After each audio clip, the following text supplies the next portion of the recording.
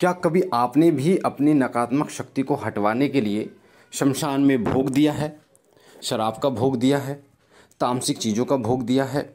और क्या उसके बाद आपकी दिक्कतें और बढ़ गई हैं? तो ऐसा क्यों हुआ है?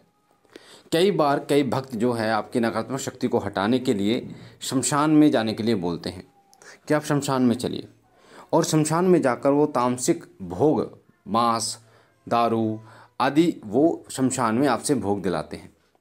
और इस भोग को दिलाने के बाद में आप कुछ दिन तो ठीक रहते हैं, उसके बाद में फिर बहुत ज़्यादा दिक्कत आपको होनी शुरू हो जाती है। और वो दिक्कत इतनी बढ़ जाती है कि पहले तो वो मान लीजिए 20% थी, उसके बाद वो 80% तक दिक्कत आपको परेशान करनी शुरू कर देती है।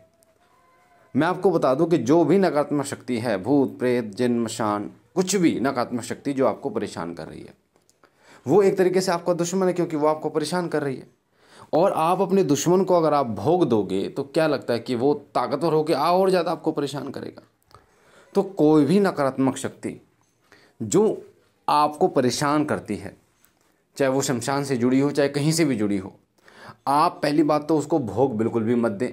कई लोग ऐसे कहते हैं कि इसको तो मनाया जा सकता है, इसको तो भोग ही दिया जा सकता है, ये बिना भोग के नहीं मानेगा या नहीं मानेगी, इसको तो मनाया जा सकता है। तो ऐसा नहीं है। मैं आपको बता दूं, दुश्मन को कभी पालने की कोशिश नहीं करनी चाहिए। अगर आप दुश्मन को पालने की कोशिश करोगे तो और ज़्यादा ताकतवर होकर आपको परेशान करेगा। कई बार कई केस ऐसे होते हैं जिसमें जो नकारात्मक शक्ति जिन लोगों को होती है, मशान होता है या नेगेटिव कोई शक्ति है, उसका भोग दिलवा देते हैं भगत। और उसका भोग दिलवाने के लिए वो कहते हैं कि तू इसके शरीर से हट जाएगा या इसके छोड़ देगा, इसको दिक्कत नहीं देगा। पर क्योंकि ये नकारात्मक शक्ति जो होती है, कहते हैं ना, लातों के भूत बातों से नहीं मानते, और वही हाल होता है। ये अपने वचनों के इतने कच्चे होते हैं कि अभी वचन करके जा रहे हैं कि हम दिक्कत नहीं देंगे, उसके बाद थोड़ी देर बाद फिर दिक्कत शुरू कर देते हैं। क्योंकि ये भाव से चलने वाली शक्तियाँ नहीं हैं, ये भोग से चलने वाली शक्तियाँ हैं। यानी भोग क्या, इनको मदिरा चाहिए, इनको मांस चाहिए, जहाँ इनको ये मिला वहीं उसका ये कार्य कर देते हैं। तो ये देव तो है नहीं। जैसे हनुमान जी देवता हो गए, बाबा भोलेनाथ हैं, माता कालका हैं, माता दुर्गा हैं। तो देव कभी किसी का बुरा नहीं करते। पर हाँ, जो देव शक्ति नहीं होती, जो नकारात्मक शक्ति होती है, जो सिर्फ भोग पर चलती है, भाव पर नहीं चलती, वो सबका बुरा अहित जरूर करती है। तो अगर आपसे कोई कहता है कि आप शमशान चलिए, शमशान में आपसे कहता है कि मुर्गा कटवाइए, बकरा कटवाइए और जो भी भेंट पूजा देंगे तो आप ठीक हो जाएंगे, तो ये एक वहम है बहुत बड़ा। पहली बात तो ये है कि उसका पाप ये आपके ही सिर मणता है, क्योंकि आपने इस कर्म को किया है, गलत कर्म को किया है, किसी जीव हत्या की है, तो जीव हत्या का पाप आपके सिर मणता है। दूसरी बात यह है कि वो शक्ति, जिस शक्ति को आप हटाने का प्रयास कर रहे हैं, वो शक्ति फिर आपको और ज़्यादा परेशान करना शुरू कर देती है, क्योंकि तामस भोग ग्रहण करके वो और उग्र हो जाती है, और ज़्यादा शक्तिशाली हो जाती है। अगर हम बात करें, कई बार बार बार ये बोला जाता है कि माता मरघट काली जो है वो किसी बुरे में चलती हैं, या माता मसानी किसी के बुरे में चलती हैं, उनकी जो नेगेटिव ऊर्जा उनको चलती हैं वो परेशान करती है। तो ऐसी स्थिति में भी भेंट पूजा देकर उनको हटाया नहीं जाता। अगर हम मनाने की बात करें तो देव को देव रूप में मनाया जाता है, यानी किसी एक अन्य देवता, आपका कोई देवता है वो उसको मनाता है, या फिर आप उन्हें मनाते हैं तो सात्विक रूप से मनाइए, तामसिक रूप से कभी नहीं मनाना चाहिए किसी को भी। जहाँ आपने तामसिक भोजन दिया, जहाँ आपने तामसिक भोग दिया, वहीं से आपकी कहानी बिगड़नी शुरू हो जाएगी। वहीं से वो शक्ति उग्र रूप धारण करना शुरू कर देगी।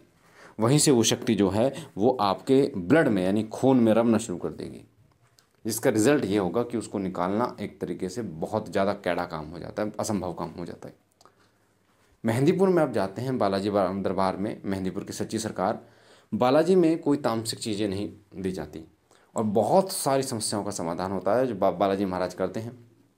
श्री पित्रा सरकार, भैरव बाबा, माँ तीन पहाड़ी वाली, समाधि वाले बाबा, श्री दीवान सरकार, ये सभी शक्तियाँ मिलकर काम करती हैं। और जो भी नकारात्मक शक्ति होती, चाहे वो मशान, भूत प्रेत क्रिया, तांत्रिक क्रिया, कुछ भी हो, गणंत वड़ंत, सबका जो इलाज है वहाँ पर होता है। और वहाँ पर कोई भी भेंट पूजा नहीं दी जाती। इसका कारण क्या है कि बालाजी महाराज की कृपा के कारण होता है। तो एक बात तो आपको समझ में आ गई कि बालाजी महाराज से बड़ा कोई देवता नहीं है। इन चीज़ों, कहते हैं ना, भूत पिशाच निकट नहीं आवे, महावीर जब नाम सुनावे। तो जब हनुमान जी का नाम गूंजता है, अगर आप हनुमान जी के शरण ले लेते हो, बालाजी के शरण पकड़ लेते हो, तो 100% आपका संकट कटना ही कटना है।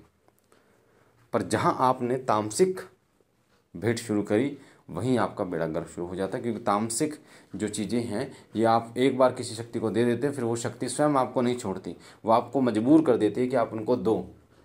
यानी कि जो भेंट पूजा आप देते हैं वो भेंट पूजा फिर आपको देनी ही पड़ती है। इसलिए सात्विक रूप में पूजिए, किसी भी देवता को पूजना सात्विक रूप में पूजिए। कोई उतारा करना है वो उतारा भी सात्विक उतारा कीजिए, उसी से आपका काम होगा। तामसिक में वो शक्ति उग्र रूप से काम करेगी और आपको परेशान करेगी। तो मुझे आशा है ये बहुत महत्वपूर्ण जानकारी आपको पसंद आई होगी। बाबा भोलेनाथ का श्री सिद्धपीठ शिव शक्ति धाम का निर्माण चल रहा है, उसमें सहयोग या दान करने के लिए आप 8130404375 8130404375 इस नंबर पे व्हाट्सअप डीपी पर स्कैनर है, उस पर आप कर सकते हैं जो भी आपका सहयोग है। बाकी बाबा भोलेनाथ आप पर कृपा करें, आपके घर परिवार पर कृपा करें। हम मिलते हैं एक नई जानकारी के साथ, तब तक के लिए ओम नमः शिवाय, ओम नमः शिवाय, ओम नमः शिवाय।